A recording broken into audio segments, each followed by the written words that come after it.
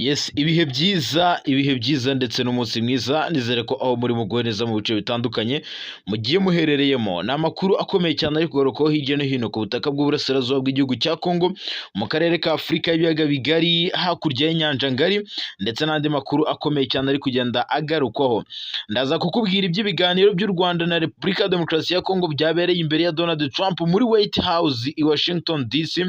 Ese ibi biganiro biri mu wuhe murongo? Ese hari amakuru avuga ko hari ibyihishe muri aya masezerano ngiye kuba nkubwira. Ni nako Donald Trump yaburiye bikomeye cyane u Rwanda na Kongo. Ese Trump kuki yaburiye ibi bihugu byombi byasinye aya masezerano? Magingo aya ngaya rero Trump yabigarutseho ubwo yakiraga mu biro bye Minisitiri w'Ububanyi n'Amahanga n'Ubutwererane w'u Rwanda Ambasaderi Olivier Nduhungirehe na mugenzi wa Kongo Therese Kayikwamba Wagner, ubwo bari bamaze gusinya aya masezerano. Yatanze icyo bita umuburo ku Rwanda na Kongo. Ese ni uwuhe? Ibi byose ndaje mbikubwire. Ni nako kandi magingo aya ngaya u Rwanda rwikomye bikomeye cyane MONUSCO ndetse na ONU. Ambasaderi Ngonga yishimiye bikomeye cyane Amerika na Qatar ku ruhare rwabo rukomeye mu gutuma u Rwanda na Kongo bongera kuganira no kugera ku bwumvikane. Yavuze ko ari intambwe y'amahoro ije mu gihe gikomeye ndetse igiye gushyiraho uburyo bushya bwo gukemura amakimbirane hano mu karere ka Afurika y'ibiyaga bigari. Ibi byose ndaje mbikubwire ndetse nkubwire n'icyo u Rwanda rukomeje gushinja MONUSCO mu buryo bumwe cyangwa ubundi. Ndaza kandi no kukubwira ko ku kibuga cy'imirwano magingo aya ngaya rwongeye kwambikana urugamba rurakomeye cyane. Urugamba rwahinduye isura muri Kivu y'Amajyepfo. Ndaza kukubwira ko komanda wo mu ihuriro ry'imitwe yitwaje intwaro ya Wazalendo isanzwe ikorana bya hafi n'ingabo za leta ya Kongo FARDC mu guhangana n'umutwe wa M23. Uyu komanda wa Wazalendo yicirwa ahitwa Igasiro muri teritwari ya Fizi muri Kivu y'Amajyepfo. Uyu ni muntu ki? Ese yari komanda mu ruhe rwego? Ibi byose ndaje mbikubwire ndetse n'andi makuru akomeye cyane ari guturuka hano muri Kivu y'Amajyepfo. Ndanakubwira rero ibyimbitse muri ibi biganiro by'u Rwanda na Kongo, kuko hari amakuru menshi cyane avuga ko Repubulika ya Demokarasi ya Kongo nubwo yemeye gusenya ikanarandura ikareka no gukorana ikareka no guha inkunga umutwe wa FDLR, hari amakuru avuga ko Repubulika ya Demokarasi ya Kongo yaba noneho ishaka gufata abandi banyarwanda bari barafashwe bugwate na FDLR, ubundi akaba aribo itangiza gushyira muri FDLR n'ubundi kugira ngo bakomeje guhangana n'umutwe wa M23. Ibi byose ndaje mbikubwire ndetse n'andi makuru akomeye cyane ari kugenda agarukwaho. Ndetse ndanakubwira ko perezida w'Ubufaransa Emmanuel Macron nubwo ashaka guhuza perezida w'u Rwanda Paul Kagame na Tshisekedi, ariko hari amakuru avuga ko abo bakuru b'ibihugu bashobora kutabyemera kuba bajya hariya i Paris mu gihugu cy'Ubufaransa. Ibi byose ndaza kubikubwira, nkubwire rero n'andi makuru akomeye cyane ari guturuka i Kinshasa. Magingo aya ngaya rero nuko nyuma y'uko Minisitiri w'Ubutabera muri iki gihugu cya Kongo Constantin Mutamba yambuwe ubudahangarwa akagezwa n'imbere y'ubugenzacyaha, hari amakuru avuga ko ashobora gukatirwa igihano cya burundu cyangwa akanyongwa mu buryo bumwe cyangwa ubundi. 5 ndaza no kubabwira kera kabaye Iran yemeje ko Amerika yangije bikomeye cyane ibigo by'intwaro za nikiriyeri za Iran. Magingo aya ngaya ibintu byongeye guhindura isura. Amerika irashaka kurimbura bikomeye cyane ibigo bikora intwaro za nikiriyeri cyangwa intwaro za kirimbuzi z'iki gihugu cya Iran. Reka mbahereze ikaze n'abasabe gukora subscribe mutarayikora kugira ngo tujye tubana mu makuru n'ibiganiro tubategurira kuri uyu muyoboro 5 Genda isanzwe Fragile Mura akantu ku kandi ikaze. Reka mbanze mbabwire ko Trump yaburiye bikomeye cyane u Rwanda na Repubulika ya Demokarasi ya Kongo ubwo bari bamaze gusinya aya masezerano y'amahoro hagati y'ibihugu byombi. Trump yabigarutseho ubwo yakiraga mu biro bye White House Minisitiri w'Ububanyi n'Amahanga n'Ubutwererane w'u Rwanda Ambasaderi Olivier Nduhungirehe ndetse na mugenzi wa Kongo Therese Kayikwamba Wagner, ubwo bari bamaze gusinya aya masezerano. Yavuze ko umunsi wo gusinya aya masezerano wari umaze igihe kirekire utegerejwe ndetse warateguwe, kuko uyu mushinga w'amasezerano uje gushyiraho iherezo ku ntambara imaze imyaka 30 mu karere ka Afurika y'ibiyaga bigari. ati intambara yari imaze imyaka 30 mu karere k'ibiyaga bigari uyu munsi ni intambara igeze ku iherezo mu karere kose. Ati iyi paje nshya igiye gutanga icyizere ndetse n'ubumwe ndetse iharure n'amahirwe y'amahoro. Hari hashize igihe rero hategerejwe aya masezerano, hari haravuzwe byinshi ku ntambara ikomeje kubera mu burasirazuba bwa Repubulika ya Demokarasi ya Kongo ndetse gishobora no kuzakururuka igakwira akarere ka Afurika y'ibiyaga bigari, ariko Donald Trump avuga ko iki ari igikorwa agezeho gikomeye cyane. Trump rero ubwo yasubiraga ku kibazo cy'umwe mu banyamakuru yahise ateguza ko u Rwanda na Kongo uzaramuka wishe aya masezerano ati atazamwihanganira cyangwa atazamureba ijisho ryiza.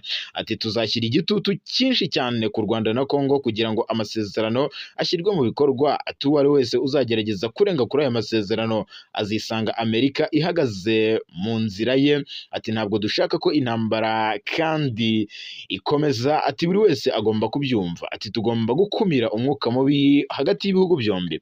Minisitiri w'ububanyi n'amahanga n'ubutwererane n'u Rwanda Ambasaderi Olivier Nduhungirehe yavuze ko kuba impande zombi zarasinye aya masezerano y'amahoro byaturutse mu muhate wa Amerika yasabye gukomeza kuziherekeza cyangwa kureberera aya masezerano uburyo asinywa ndetse n'ishyirwa mu bikorwa ryayo. Yashimiye Amerika cyane rero, avuga ko kandi nyuma yo gusinya aya masezerano hagomba gukurikiraho ishyirwa mu bikorwa ryayo ndetse nayo aya masezerano azashyirwaho umukono n'abaperezida b'ibihugu byombi, hagati ya perezida w'u Rwanda Paul Kagame ndetse na perezida Felix Antoine Tshisekedi Tshilombo wa Kongo. Ati kugira ngo ubu bufatanye mu bukungu bugerweho, Amerika ikeneye gukomeza guherekeza impande zombi cyangwa kurebera neza uburyo aya masezerano ashyirwa mu bikorwa kugira ngo hashyirwe mu bikorwa ibyo twemeranyije. Ati kuko ni ibihe bigoye. Ati aya masezerano turayasinye ariko ati tugomba no kuyakurikiza. Nduhungirehe kandi yanemereye imbere ya Donald Trump ko gahunda yo gusenya umutwe wa FDLR niba yamaze kugerwaho, u Rwanda narwo ruzakuraho ingamba z'ubwirinzi rwashyizeho mu rwego rwo kwicungira umutekano warwo mu buryo bumwe cyangwa ubundi. Reka munyemerere nkomereze ku kibuga cy'imirwano muri Kivu y'Amajyepfo muri teritwari ya Fizi. Urugamba rwongeye kuba karahabutaka, urugamba rwongeye kubura mu buryo bukomeye cyane ndetse magingo ya ngaya abaturage batangiye no guhunga mu bice bitandukanye nyuma y'uko komando w'abazalendo bamwivuganye. Umutwe wa M23 na twirwaneho rero babyukiye mu mirwano iremereye cyane, binasiga uyu komando w'abazalendo bamwivuganye yapfiriye ahitwa Igasilo, ndetse amakuru aranavuga ko uyu yari umwe mu bakomando bakomeye cyane ndetse yaniciwe hamwe na bagenzi be Igasiro muri teritwari ya Fizi muri Kivu y'Amajyepfo.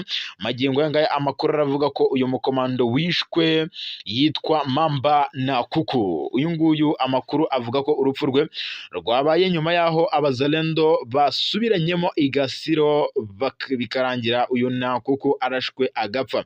Bakomeza bavuga ko uyu Mamba yapfanye n'abarwanyi bagera kuri 2 mu bari bashinzwe umutekano we rero nabo bapfuye. Ubuhamya burakomeza bugira buti komando wishwe yitwa Mamba na Kuku. Ati yapfanye n'uwitwa Nama Escotier yari Escotier ya kabiri. Ubu buhamya kandi bukomeza buvuga ko magingo ya ngaya kubera amafaranga batari guhembwa kubera gusubiranamo byabaye ngombwa ko basubiranamo bararasana karahava.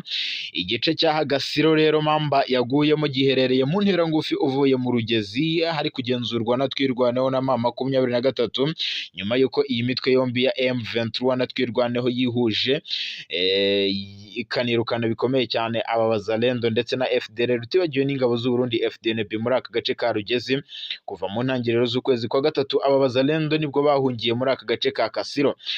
Amakuru yandi aranavuga ko uyu nguyu Mamba yaba atanishwe na bagenzi be, ahubwo yaba ari M23 yakoresheje navuga operation yo ku rwego rwo hejuru ikamwivugana, kuko yari komanda kandi abazalendo bamwiyumvagamo. ati rero biragoye guhamya ko ari bagenzi be baba bamwivuganye. Reka n'ubundi nkomereze ku Rwanda. U Rwanda rwikomye bikomeye cyane MONUSCO ndetse na ONU ni mu nama yihariye y'inama rero y'umuryango w'abibumbye ishinzwe umutekano ku isi ONU Security Council. Ambasaderi w'u Rwanda Martin Ngoga muri uyu muryango yatangaje ko u Rwanda na Repubulika ya Demokarasi ya Kongo bamaze gushyira umukono ku masezerano y'amahoro babifashijwemo na Leta Zunze Ubumwe za Amerika. Ambasaderi Ngoga yashimiye Amerika na Qatar ku ruhare rwabo rukomeye mu gutuma impande zombi zongera kuganira no kugera ku bwumvikane. Yavuze ko ari intambwe y'amahoro ije mu gihe gikomeye, ishyiraho rero uburyo bushya bwo gukemura amakimbirane y'igihe kirekire mu karere ka Afurika y'ibiyaga bigari. Mu ijambo rye Ambasaderi Ngoga yavuze ko amasezerano ari ingingo yihariye ishyiraho itsinda rihoraho rihuriweho n'impande zombi rishinzwe gukurikirana umutekano, rikazaba rifite inshingano zo gukurikirana ishyirwa mu bikorwa ry'uyu mugambi wo kurandura umutwe w'iterabwoba FDLR ushinjwa kuba ugizwe n'abahoze ari abo muri ex-FAR interahamwe ndetse n'ibikorwa byo kuvanaho ingamba z'umutekano u Rwanda rwafashe. Yavuze ko FDLR ati si ikibazo cy'u Rwanda gusa, ni ikibazo cyemejwe n'inama y'umutekano y'umuryango w'abibumbye kuva muri 2003 binyuze mu byemezo bitandukanye byayo bisaga 20, ariko kugeza ubu ibyo byemezo ntabwo byigeze bishyirwa mu bikorwa. Ambasaderi Ngoga yanagaragaje ko ingamba z'u Rwanda zishingiye ku burenganzira bwo kwirwanaho no kurinda imbibi z'igihugu. Yagarutse cyane kandi kudakora neza kwa MONUSCO, avuga ko MONUSCO yakunze kunenga abandi aho nayo idakora neza nk'uko ibisabwa. Iyo MONUSCO ngo yanze guha agaciro iki kibazo cya FDLR, ariko igatangaza ko cyane gusanga u Rwanda ngo rukora ibikorwa bitandukanye byo kugaragaza ko rushaka ko uyu mutwe wa FDLR usenwa. U Rwanda rero rwashimangiye ko inama iherutse guhuza intumwa yihariye y'umuryango w'abibumbye muri Congo Bintou Keita n'abayobozi ba M23 yari inama ivuga ko ari intambwe nziza itanga icyizere cy'ubwumvikane bushya. Ambasaderi Ngoga yanagaragaje ko hakiri byinshi byo gukemurwa, harimo n'ibibazo bya M23 ishyira ahagaragara bijyanye n'uburenganzira bwa muntu, uruhare rwa politike no kubahiriza amasezerano yigeze kugerwaho. Mu gusoza, u Rwanda rwongeye gushimangira ko rwiyemeje gukorana n'inzego mpuzamahanga, akarere ndetse n'abafatanyabikorwa batandukanye mu rugendo rw'amahoro, ubwiyunge n'iterambere rirambye. Rwanasabye rero inama y'umutekano kwirinda guca imanza zishingiye ku marangamutima, ahubwo bagashyira imbere ukuri, ubusumbane n'ubutabera. Ambasaderi Ngoga ati icyizere cy'amahoro ntigishingiye ku nyandiko zateweho umukono gusa, ahubwo gishingiye ku bikorwa bifatika n'ubwitange buhoraho. Nyuma y'uko aya masezerano yari amaze gusinywa, Minisitiri Nduhungirehe yashimiye Perezida Donald Trump kubw'uruhare rukomeye rwihariye yagize mu kuyashyigikira. Yavuze ko rero aya masezerano y'amahoro ari umusaruro w'amezi menshi yari ategerejwe kugira ngo aya masezerano ashyirweho umukono, ndetse ngo ni uburyo bwo gushyira hamwe imbaraga bigizwemo uruhare rero n'impande zombi cyangwa impande zitandukanye ziri muri aya masezerano. Ubwo yavugaga u Rwanda na Kongo ndetse na Amerika na Qatar muri rusange. Yakomeje agira ati rero ni ingenzi cyane kuvuga ko leta ya Qatar yagize uruhare rukomeye cyane mu biganiro byagejeje ku mahoro ndetse n'amasezerano y'uyu munsi.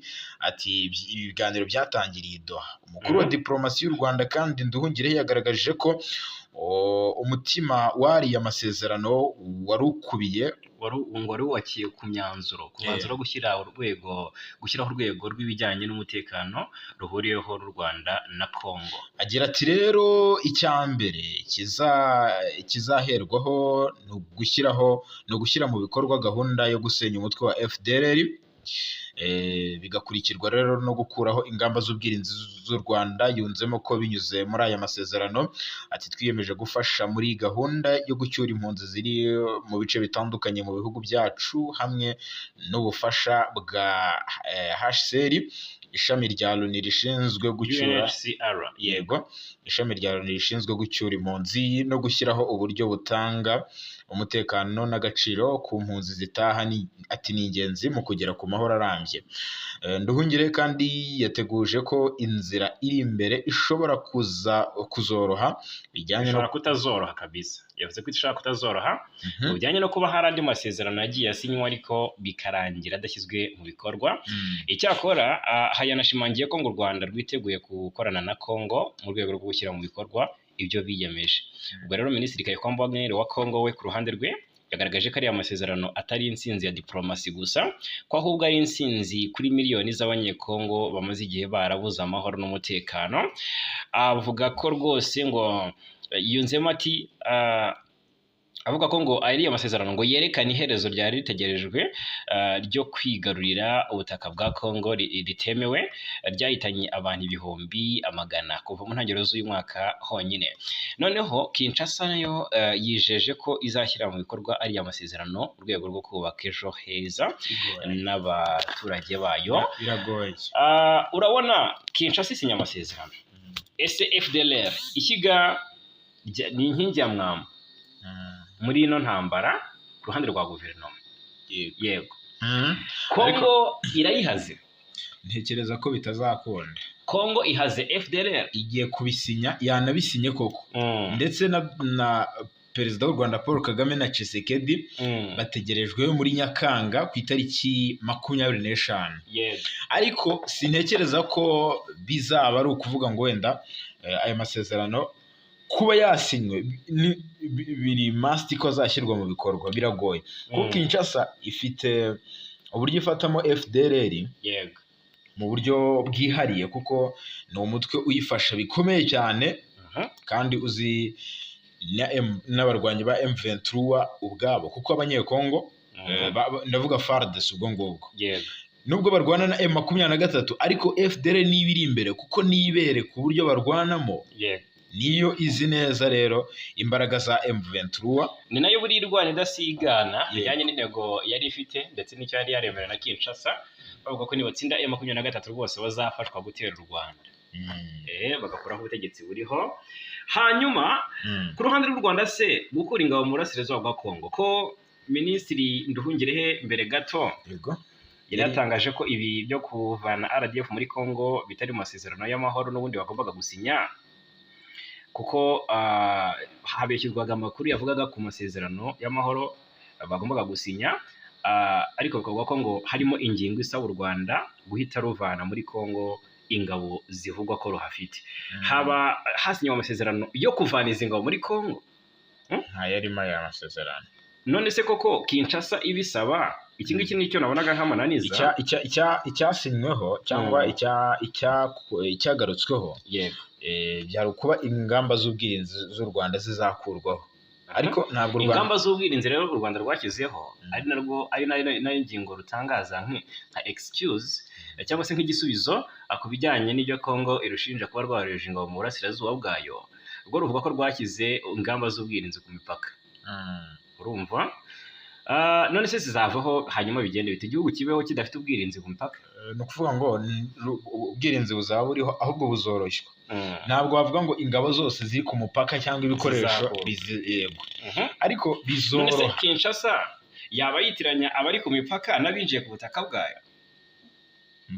Mvuga ko aricyo yitiranya, kuko u Rwanda rwo icyo ruvuga cyangwa rushimangira iyo ruvuga kuri iyi ngingo, ruvuga ko ingamba z'ubwirinzi rwashyizeho ari uguhangana n'umutwe wa FDLR umaze igihe urwanya ubutegetsi bw'u Rwanda ndetse no kugeza amagingo ya. Ariko u Rwanda mu minsi ishize Perezida Paul Kagame yavuze ko FDLR rwose nubwo ari ikibazo gikomeye cyane ariko ngo biri kugenda bijya mu buryo bwiza, kuko muri 2022-2021 nta mezi abiri yashiraga tutumvisha ibitero mu Rwanda. Mu karere ka Rubavu, Musanze, ibitero byaragabwaga kenshi, ariko kugeza ubu ngubu byibuze amezi arihiritse ari menshi. Niyo mpamvu iyi ntambara M23 yarwanya yagiriye n'akamaro u Rwanda, kubera ko bararwanye barabasunika bafata umujyi wa Goma babakura hafi n'ubundi y'urubibe rw'u Rwanda ndetse na Congo. Ariko M23 nayo hari ibyo yagiye ishima u Rwanda ivuga ko ubwo yarwanaga yizeye neza ko ntawe isize inyuma itiziganye niba basunitse bakuye igoma ikamekinga ashobora ko ntawe uza guturuka ku ruhande rw'u Rwanda ngo ayiraseho urumva byumvikane ko FDLR yaricumye gusa amakuru avuga ko abenshi ubu bari i Burundi mu kibira ndetse n'ahandi mu zindi ntara urumva bari guhabwa imyitozo bagomba gufatanya n'ubundi gutera u Rwanda. Hanyuma reka tuze kureba uburyo ibihugu byombi kuko urumva ko buri ruhande rwatangaje ko rujya gushyira mu bikorwa ibyo rwasinyiye. Yego reka tuze rero ko Kongo yongera kugenda bigura intege mu gushyira mu bikorwa ibyo yasinyiye cyangwa se ibikubiye muri aya masezerano yasinywe, kuko uruhande rw'u Rwanda rwo ndabizi ko ruharanira amahoro rushishikajwe nayo, ndabizi ko niba hari ibyo rwiyemeje ruza kugira gute kubikoraho. Ubwo kandi dushimira Amerika ubwo ngubwo kuko urumva ko yatangiye guteza intambwe izi mpande zombi ku kijyanye n'amahoro, kubera ko byari byarananiranye i Rwanda byarazambaga bikanga, i Washington ho ndabona ko bitanze umusaruro cyangwa se biratanga icyizere. Ubwo tuzareba confirmation ubwo abakuru b'ibihugu bazaba bahuye. Hanyuma ariko Tshisekedi nawe ariko Trump buriya twatangira kuvuga ko ari umwe mu bantu bakomeye kuko Trump yamaze iminsi avuga ati hari icyizere, ni umwe mu bavuga ari kijyana ku ruhando mpuzamahanga ku kijyanye na diplomasi. Buriya Trump ni umwe mu bantu bumvwa cyane. Rero kuba yahuza u Rwanda na Kongo ntabwo ari ibintu byaba birenze cyane kuko Amerika ni igihugu gikomeye. Amerika yagiye yunga ibihugu byinshi nk'uko Donald Trump nawe abyivugira, akwiye n'igihembo cya Nobel.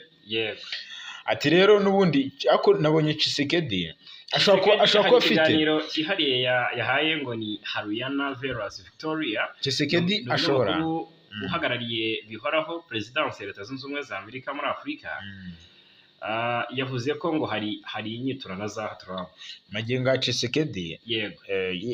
Byagiye binagaragara kenshi ko adashaka ko intambara irangire, ahubwo hari kwibazwa ni kubera iki ashaka kuba intambara yahagarara magingo aho bigeza.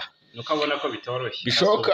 Bamwe bari no kuvuga ko intambara ihagarara kubera ko idahagaze bagakomeza bakarwana n'ubundi. Arabizi gahunda ya AFC M23 urumva niyo kumukuraho, kuko ubu nicyo gisigaye kumukuraho. Imbaraga zihari zishyigikiye M23 ni nyinshi, M23 kitari muri ibi biganiro nyine nibyo ariko kubwira. Ahangaha turi kureba ku ruhande rw'amakimbirane y'u Rwanda na Kongo, nacyo kibazo cyageze gute cyakemutse kubera ko ayo makimbirane yasunikiraga buri ibihugu byombi kuba byakozanyaho. M23 rero ivuga ko yo imirwano ntabwo ishobora guhagarara. Aho icyo ndi kuvuga nyine nari ntarasoza, imbogamizi ishobora kuza kuba kuvuga ngo M23 ikavuga itari ko u Rwanda na Kongo barahuye baraganira. Yego nibyo. Okay, ibihugu byombi ntibicanwa. U Rwanda impamvu ndari kuganira na Kongo, hari abanyarwanda barurwanya baterwa inkunga na Kinshasa aribo FDLR. None niki niba baganira nyirubwo ni mu nyungu z'u Rwanda birumvikana iyo FDLR, kuko nabo M23 nayo irabafesinga FDLR bararwana barahangana. Bivuze ko M23 nayo ibizi neza ko ikibazo cy'umutwe wa FDLR habayeho kugira gute kuyirwanya cyangwa se basinye amasezerano arimo no kuyirandura. Abo bahanganye baba bagize gute bagabanyutse. Yego, kuko warayibonye ubwo haba hasigaye noneho FARDC n'abazalendo n'umurundi. Byaba bivuze ko noneho isigaye ihanganye n'imbaraga ariko yego zidahagije kuko tuzi influence ya FDLR muri iyi ntambara. Yego, noneho rero ariko irasigarana ikibazo iti baraganiriye. Hanyuma ubwo indi ntambara hagati y'ibihugu byombi yo ntigishobotse, wenda iyo bivuye iby'intambara hagati y'ibihugu byombi bivuyeho. Ariko se intambara hagati ya twebwe na guverinoma yacu yaganiriweho ntabwo ni ikibazo.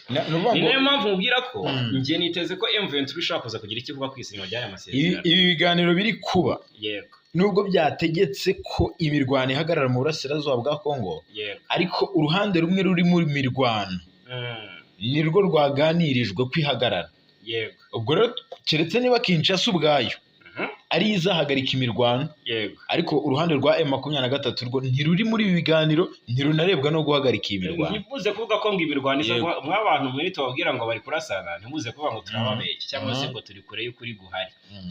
Gusa ni ibyo ngibyo amasezerano yasinywe. Tshisekedi nawe yari yatanze yagaragaje ko amasezerano ashobora kuza gusinywa kubera ko mbere gato yari yagaragaje ko ayo masezerano ari businywe nk'igisubizo ku makimbirane amaze imyaka 30 mu burasirazuba bwa Kongo. Agira ati nta kidasanzwe kuri aya masezerano, ahagarariye kuba ubuyobozi bwa Amerika bwemera amakimbirane amaze hafi imyaka 30 akaba yarahitanye abarirwa muri za miliyoni. Tshisekedi rero yavuze ko intambara iri mu gihugu cye idashingiye gusa ku makimbirane ya gisirikare, ashimangira ko yanubakiye ku ntambara y'ubukungu nayo igomba gukemurwa. Avuga ko ubwo yageraga ku butegetsi muri 2019 yegereye ibihugu by'u Rwanda, Burundi na Uganda baturanye abisaba gufatanya nabyo mu by'ubukungu, gusa ngo birangira u Rwanda ruhisemo gushoza intambara ku gihugu cye. Rero abashijwe icyizere afitiye Trump nk'uwagize uruhare mu kuba amasezerano y'amahoro agiye gusinywa, Tshisekedi yavuze ko ari cyinshi kubera ko yabyitangarije ubwe. Ikindi akaba ahagarariye igihugu cya mbere gikomeye kurusha ibindi ku isi. Ashimangira kandi ko yiteguye gushyigikira Trump agahabwa igihembo cy'amahoro cyitiriwe Nobel mu gihe yaba ashoboye kurangiza burundu intambara yo muri Kongo. Nibyo ngibyo ubwo ngubwo rwose uraza kubona Tshisekedi mu matora y'abatanira igihembo cyitiriwe Nobel, araza kuba ari ku ruhande rwa Donald Trump. Kizatangwa muri 2026. Yego ni igihembo gitangwa nyuma y'imyaka myinshi cyane rwose. Ntabwo ari Donald Trump gusa wenda ushobora kuba ari gushaka kunga ibi bihugu byombi, kuko na perezida w'Ubufaransa Emmanuel Macron nawe asa nkaho kuva iki kibazo cyatangira muri 2024 yagiye agaragaza ubushake, aho yahurije ku murongo wa telefoni perezida Paul Kagame na Tshisekedi, ariko nubwo bitatanze umusaruro byarabaye. Yagize guhamagara perezida Joao Lourenço ati ngwino maze perezida Kagame na Tshisekedi baze tuganire. Tshisekedi arabura. Oya ntabwo Tshisekedi yabuze ahubwo umuhuza. Lourenço aravuze ati twe tugomba kubyikemura nk'abanyafurika. Okay so rero hari nubwo perezida Kagame yanyarukiye perezida Macron yatumiye abakuru b'ibihugu byombi, perezida Kagame araboneka, Tshisekedi arabura. Nabyo byabyaye ibibazo. Noneho magingo rero ashaka kubahuza, gukoresha iyo strategy rero ashaka kubahuza. Yego ashaka kubahuriza mu nama imwe, kuko icyo ashaka ni ukugaragaza n'ubundi iki kibazo ko kirangira cyo mu burasirazuba bwa Kongo cy'intambara. Ni inama izabera i Paris hariya mu Bufaransa n'ubundi ku ya 25 Nyakanga 2025. Paris. Kugeza ubu ngubu rero ntiharamenyekana niba perezida Kagame na Tshisekedi bazemera ubu butumire bahawe na Emmanuel Macron. Mu kwezi gutaha kandi aba bakuru b'ibihugu urabyibuka ko byitezwe ko bazahurira Washington DC muri Leta Zunze Ubumwe za Amerika, aho bazashyira umukono ku masezerano imbere ya Donald Trump muri White House. Kuva muri 2021 umubano w'u Rwanda na Kongo wabaye mubi kubera intambara. Ingabo za FARDC zihanganyemo n'umutwe wa M23. Rero Kongo irishinja u Rwanda kuba ari rwo rushyigikiye umutwe, kugeza ubu uri kugenzura ibice bitandukanye by'intara ya Kivu ya ruguru n'iy'amajyepfo, ariko u Rwanda rurabihakana. Yego ku munsi w'ejo nibwo aya masezerano yasinywe yo ku rwego rw'abaminisitiri, ariko n'ubundi azakurikirwa. Kuvuga ngo Macron nanabikora bagahura, bazahura hari umwuka baganira, kuko hari amasezerano banasinyanye, ibihugu byombi byasinyanye. Hari icyizere cy'uko ibiganiro Macron abahuje muri iyo nama byashoboka ko byaba umwuka mwiza. Ariko noneho ndibaza nti ko basinyaye amasezerano hakaba hari ibirego Kongo yarigaga u Rwanda, birahita bisibwa mu madata aho byagiye bibikwa, kubera ko hari mu bihe bitandukanye twagiye tubabwira ibirego Kongo ishinja u Rwanda kuvogera ubusugire bwayo, kohereza ingabo mu burasirazuba bwa Kongo, guteza ibibazo by'umutekano n'imfu, gushyigikira nyine binyuze mu gushyigikira umutwe wa M23. Noneho kuri wa kane tariki 26 urukiko nyafurika rw'uburenganzira bwa muntu n'abaturage rwitwa ni AFCHRP rwatangaje ko ngo rufite ububasha bwo kuburanisha urubanza u Rwanda ruregwamo na Repubulika ya Demokarasi ya Kongo. Ese ubwo abantu benshi bacu baze kutubwira, ese ayo masezerano niba asinywe akabaza gushyirwa mu bikorwa, ibi birego u Rwanda rwarezwe muri izi nkiko byaba bigifite ishingiro baze kutubwira. Hanyuma ariko mu nama ya 77 isanzwe yabereye i Arusha muri Tanzania, urukiko rwavuze ko ikirego Kongo irega umuturanyi wayo cyemewe, kikaba gishinja u Rwanda gukora ihohotera no guhonyora uburenganzira bwa muntu mu burasirazuba bw'igihugu. Kinshasa ishinja Kigali cyane cyane kuvogera impaka no gukora ubwicanyi muri Kivu y'Amajyaruguru kuva mu mwaka wa 2022. Uruhande rwunganira u Rwanda rwo ntirwemera ububasha bw'urukiko bwo kuburanisha urubanza. Uru rukiko kandi rwatangaje ko iperereza rizakorwa kuri iki kibazo, gusa ntihatangajwe igihe. Iyi AFCHRP yahaye u Rwanda iminsi 90 yo gutanga ibisobanuro ku miterere y'urubanza. Kongo ifite iminsi 45 yo gusubiza imbere y'uru rukiko ruzafata icyemezo ku mpamvu rusange. Ngayo nguko iby'u Rwanda na Kongo nge ndumva twahinira aha. Hanyuma indi nkuru mbere ko twinjira ku kibuga cy'imirwano, dore ko nta n'imirwano ariko hari ibibazo by'umutekano mu kirego. Hari inkuru ivuga ko umuryango mpuzamahanga umunyamabanga mukuru wungirije wa Loni Tom Fletcher yaganira n'abayobozi ba AFC-M23. Yes, ubwo rero Tom Fletcher dore ibyo yatangaje. Yavuze ati umuryango mpuzamahanga ugomba gushyigikira abaturage ba Kongo muri iki gihe cy'umutekano muke ndetse n'ibibazo by'ubutabazi bigenda byiyongera cyane cyane mu karere k'Iburasirazuba. Ibi byavuzwe n'uyu munyamabanga mukuru nyine wungirije wa Loni ushinzwe ibikorwa by'ubutabazi ni Tom Fletcher, nyuma yo guhura n'abayobozi b'umutwe wa AFC-M23 kuwa kane tariki 26 i Goma muri Kivu y'Amajyaruguru. Yego, ni inama abayobozi ba AFC-M23 bahuriyemo n'uyu muyobozi. Ni inama rero yanasozaga uruzinduko rwe uyu Tom Fletcher rw'iminsi igera kuri 2 yari ari kugirira muri iki gice cyo muri Kivu y'Amajyaruguru. Nyuma rero yo kuzenguruka uduce twasubiyemo ibihumbi by'abantu bari baravanywe mu byabo, turi mu duce twa teritwari ya Nyiragongo, teritwari ya Masisi muri Kivu ya ruguru, ndetse no muri Kivu y'Amajyepfo muri teritwari ya Karehe nko muri Minovo, ndetse Kabale. Rero uyu muyobozi yanavuze ko kabisa yiboneye ikibazo cy'abaturage. Ati bahuye n'ibyorezo, ati rwose twabibonye byose, ati kandi banahuye n'ibibazo by'umutekano n'ibibazo by'ubutabazi. Ati rero birakenewe cyane, ati kandi rero amahanga nayo agomba gushyigikira abaturage ba Kongo cyane cyane muri iki gihe bahuye n'ibibazo bitoroshye kandi bikomeye by'intambara. Muri iki gihe umuryango w'abibumbye uhura n'ikibazo cy'amafaranga kibangamiye ibikorwa by'ubutabazi. Uyu Fletcher agira ati twarabimenye, ati twariyemeje kandi ati turabigiramo uruhare kandi turacyahari kugira ngo duhangane n'iki kibazo. Yavuze ko rero yanaganiriye n'abayobozi ba M23 kuri iki kibazo cy'umutekano mpuzamahanga. Ati rwose ikiremwa muntu gikwiye guhabwa agaciro ku ruhando mpuzamahanga. Avuga ko rero banaganiriye kandi ku bibazo by'ibiribwa, ubuvuzi, indwara, cyane cyane rero ihohoterwa rishingiye ku gitsina no kurinda abakora mu bikorwa by'ubutabazi. Ni ukuvuga ngo nyine kutahungabanya ibikorwa by'ubutabazi, kubiha agaciro ndetse no kubisigasira. Yego, byose nibyo byagiye biganirwaho.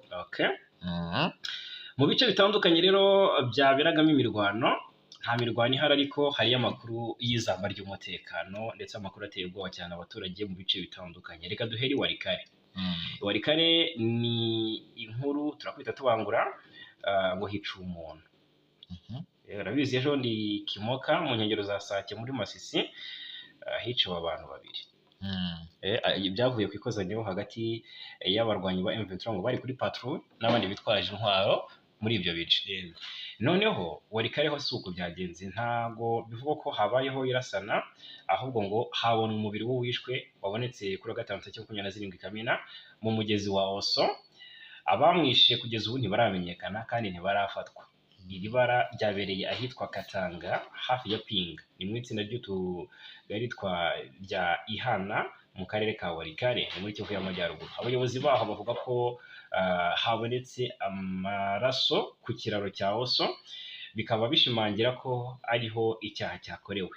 Batangaje ko hatangiye iperereza ariko mu baturage iki kirego rero gishya cy'ubwicanyi cyongeye guteza impagarara no guteza ubwoba ku mutekano wabo.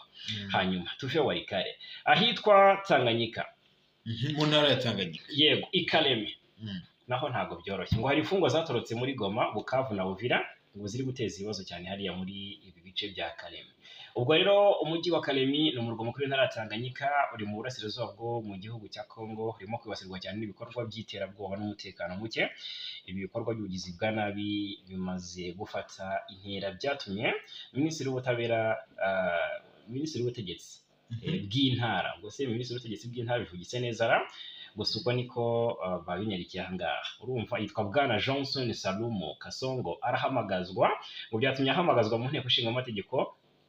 Urumva yego, nk'uko yabivuze rero, ngo amagereza menshi y'imijyi ituranye na Kalemi yasigaye nta mfungwa. Izo mfungwa ngo zikaba zaragiye zigaragara muri Kalemi, aho zanatangiye gukwirakwiza intwaro.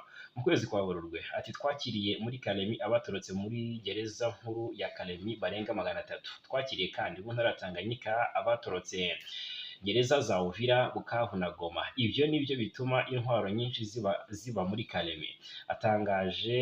Yatangaje uyu Bwana Kasongo, ni we wabitangaje, yasubizaga rero ikibazo cy'umudepite Boniface Kabongo wa Kabongo.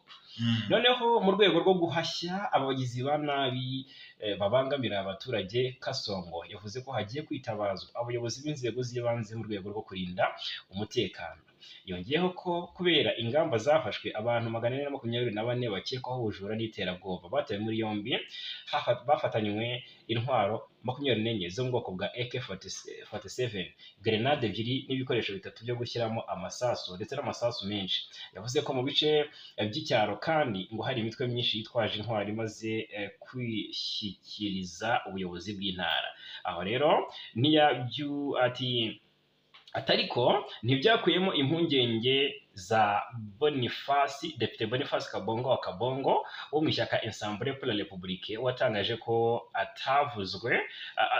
atanyuzwe n'ibyavuzwe cyangwa se atanyuzwe n'ibisubizo yahawe ku kibazo cye. Intara yacu iyobowe nabi bikabije. Ati murebe urwego tugezeho rwo gutereranwa, ndetse ntabwo twaretswe gusa ahubwo twatanzweho ibitambo. Ati ikibabaje nuko udutera ibibazo ari nawe ushinzwe kuturinda. Ati Bwana Minisitiri, ushobora kuba uri mwiza mu bindi ariko ariko ntabwo bwizaguye mu mutekano.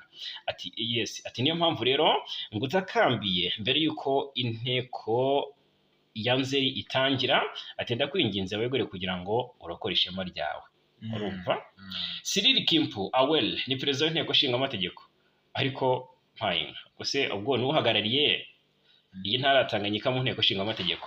Yahamagariye abadepite bose, abagize guverinoma y'intara ndetse n'abaturage guhuriza hamwe imbaraga kugira ngo hakemurwe ikibazo cy'umutekano muke. Agira ati tuzajya mu biruhuko bya politiki dufite inshingano zo gukurikirana abaturage bacu, gukorana n'urubyiruko kuko ruri gukinishwa n'abanyabyaha, rugashyirwa mu bikorwa byo kwambura abantu, ibikorwa by'ubujura n'imyitwarire mibi.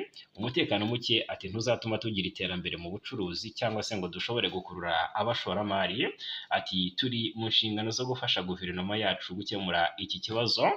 Hanyuma iyi ntara Tanganyika ihanganye n'ibibazo bikomeye by'umutekano muke birenze imipaka y'umujyi wa Kalemi mu karere ka Moba. Twavuze imihana yatwitswe ejo bundi twitwaje intwaro itaravuzwe, kandi aha ngaha Moba ni hamwe mu havuzwe abarwanyi ba M23 ngo bagezeyo mbere cyane. Yego, noneho rero ahitwa Lubero iminsi ibaye 3 kuva kwa gatanu ubwo ni kwa kangahe? Ubwo ni ukuva kwa gatatu, kwa kabiri ishyira kwa gatatu.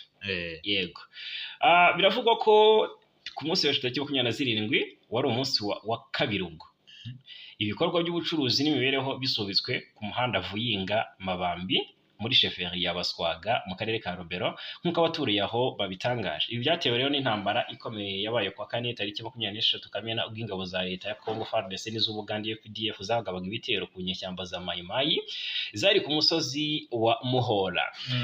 Nubwo mu gitondo cyo kuri uwa gatanu hari tuze ridasobanutse ariko amaduka menshi n'ubucuruzi byagumye bifunze, umwe mu bayobozi b'akarere ka Rubero yabwiye Actualité PSD ko abaturage benshi ba Mabambi bahisemo kuguma mu ngo zabo kubera ubwoba. Anavuga ko igitambo cyo guhabwa isakaramentu cyari giteganyijwe kuri paruwasi ya Mabambi cyasubitswe kubera ibyo bikorwa by'intambara. Padiri wagombaga kukiyobora ngo yasubiye i Butembo ikubagaho. Abanyeshuri biga mu mashuri yisumbuye bari batangiye ibizamini bisoza umwaka ariko byahagaritswe kubera umutekano muke muri ako gace. Uwo muyobozi yavuze ko kandi niba ibi bikomeje bizagira ingaruka ku banyeshuri barangiza amashuri abanza 6e année primaire aho ibizamini bya TENAFEP byari biteganyijwe kuri wa kabiri iki cyumweru tugiye gutangira turi gusatira. Uko ibintu bimeze rero Imabambi, Kivuwa, Maboya, Ngongi, Kasasi ndetse na Kalundu birakomeye cyane. Ubu ati turiho mu bwoba bukabije kuko intera iri hafi ubwo iri hagati ya hari FARDC na UPDF naho Mai Mai bari ngo ni nk'ikilometero kimwe gusa, barareba n'amaso ku maso ngo bashaka kongera kurasana igihe icyo cyose. Ibyo rero ngo byateje akaduruvayo kuko kuva ku wa kane hasubitswe igitambo cya Gikristo cyari giteganyijwe Imabambi kubera ko ngo igitero cyabaye saa 10 z'igitondo ubwo FARDC na UPDF bateraga ku birindiro bya Mai Mai. Ibizamini byari byaratangiye ariko byose byarahagaze. Ubwo rero TENAFEP yo kuwa kabiri nayo ishobora gusubikwa nk'uko byavuzwe ahangaha. Ibi rero biravugwa ko biteje ikibazo. Bari bazatese uruzinduko rwa Muhozi ni ikirusize biracyaza. Hanyuma muri Jugu, mu ntara ya Jugu naho haravugwa ko hari impunzi hafi 8 ahitwa muri Drodro mu nkengero ni hafi mu matwari ya Kodeko ngo abantu 8 bahasize ubuzima. Yego tariki 27 Kamena uyu mutwe wa Kodeko ni bwaga by'igitero ku kigo cy'impunzi kiri ahitwa Jangi hafi ya Drodro mu karere ka Jugu mu burasirazuba bwa Kongo. Amakuru aturukaho byabereye avuga ko nibura abantu 8 bishwe muri icyo gitero. Abagabye iki gitero rero bivuga ko baturutse mu bice bya Gobi na Uzi kuva saa 10 z'igitondo ndetse na saa 11 Kodeko batangiye kugaba ibitero, bazanye n'imihoro n'intwaro barasa ku baturage ahangaha. Rero ingabo za MONUSCO zatabaye ariko biranga, urumva nuko ibintu byagenze. Ubwo rero ariko ngo MONUSCO yarushijwe imbaraga kuko abarwanyi b'abakodeko bari baje bagota n'inkambi ya MONUSCO, bayigota biteguye bihagije nk'uko Richard Likano uhagarariye inkambi ya Jangi yabitangaje ubwo iki gitero cyari kikiba. Abantu benshi rero bakomerekejwe bikomeye n'ibi bitero ariko bajyanye kwitabwaho mu nkambi ya MONUSCO. Ibi byemejwe kandi na Desire Malodra uhagarariye societe civile muri ako gace, maze asaba inzego za gisirikare kwihutira guhiga abarwanyi banze gahunda y'amahoro. Ni ibyo ngibyo rero muri ibi bice niki twavuga. Ariko no muri Kivu y'Epfo gatoya yego ahitwa Rugezi kabisa mu misozi miremire y'Umurenge ahangaha hari amakuru menshi cyane ariko havugwa. Yego hani muri teritwari ya Fizi n'ubundi biravugwa ko abarwanyi bo mu ihuriro rya VDP Wazalendo ngo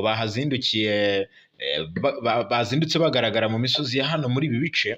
Nubwo nta mirwano yahabaye ariko byateje ubwoba abaturage benshi. Ni amakuru akubiye mu butumwa umwe mu begereye iki gice cya Rugezi yaduhaye agira ati rwose Mai Mai baturi hafi cyane, ati kandi turi kubabona mu misozi ya Mucikacika ndetse n'ahandi hatandukanye.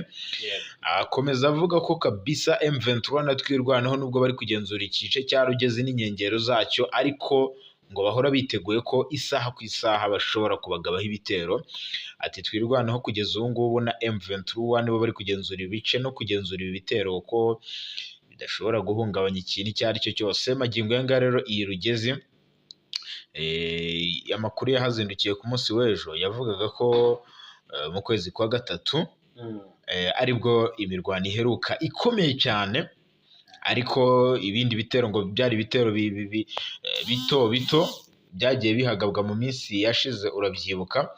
Magingo aya ngaya rero biravugwa ko ahitwa Gasiro ndetse no mu bindi bice byegereye aha ngaha ahitwa kwa Mulimba ndetse no mu gice gikomeye cyane kirimo indiri ya FDLR mu buryo bukomeye cyane, ni igice cyo kwa Mulimba. Aha rero biravugwa ko abarwanyi ba M23 ngo bamaze kuhagera.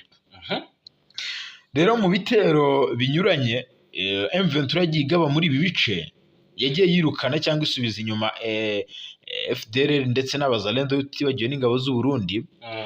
Ariko muri ibi bice n'ubundi hakomeje kwitegurwa urugamba mu buryo bukomeye, kuko abazalendo nta kindi kiba kibagenzi iyo bagaragaye mu gice, baba ari ukugaba igitero rwose. Yego. Hanyuma rero mu yandi makuru reka turebere hamwe ibyatangajwe n'uyu muyobozi w'ishyaka, urumva tunyarukira no mu gihugu cya Uganda. Ni umuyobozi w'ishyaka riharanira demokarasi no kurengera ibidukikije mu Rwanda DGPR, yitwa Dr Habineza Frank, yatangaje ko byaba byiza abagize imitwe yitwaje intwari ikorera muri Repubulika ya Demokarasi ya Kongo ngo bashyirwa mu ngabo no muri guverinoma ya Kongo. Habineza yugarutseho ubwo yakomozaga ku masezerano y'amahoro u Rwanda na Kongo basinye i Washington muri Amerika kuri 27 Kamena 2025. Uyu munyapolitiki ubwo yari mu karere ka Karongi aho ishyaka abereye umuyobozi ryari ryakomeje inama ikomatanyije n'amahugurwa rimaze iminsi rikorera hirya no hino mu gihugu, yavuze ko ari amasezerano ayitezeho gutanga umuti ku bibazo byugarije akarere k'ibiyaga bigari. Ati aya masezerano twese tuyahanze amaso kuko turi kwizera ko ari butange igisubizo ku bibazo byugarije kano karere, na cyane ko mu mbanzirizamushinga wayo twabonye ko azaba arimo ibikorwa byo guteza imbere u Rwanda ndetse na Kongo, aho bavugaga ko amabuye y'agaciro acukurwa muri Kongo azajya aza gutunganyirizwa mu Rwanda ku buryo Kongo yagiramo inyungu ariko n'u Rwanda rukagira inyungu. Ni ibintu tubona bizagirira akamaro kano karere kacu no gufasha gukemura ayo makimbirane, ariko n'abifuza ayo mabuye y'agaciro